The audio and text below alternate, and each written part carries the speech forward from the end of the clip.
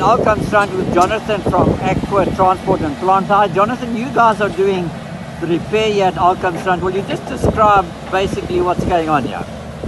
What we're actually doing is we're backfilling the soil that's being taken off from the ski-boat club, where it's a ski-boat club, and it is beach sand that we dump here, and the excavator is pushing this here in order to save our beach, Alkamstrand beach, and so we can avoid the soil erosion that's taking place on the spring tides and heavy tides. So it's basically backfilling here, and we can save our beach.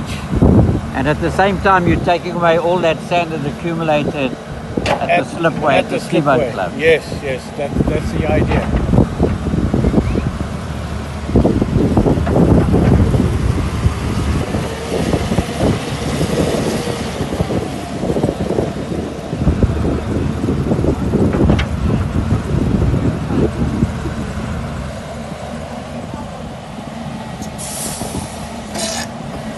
Okay.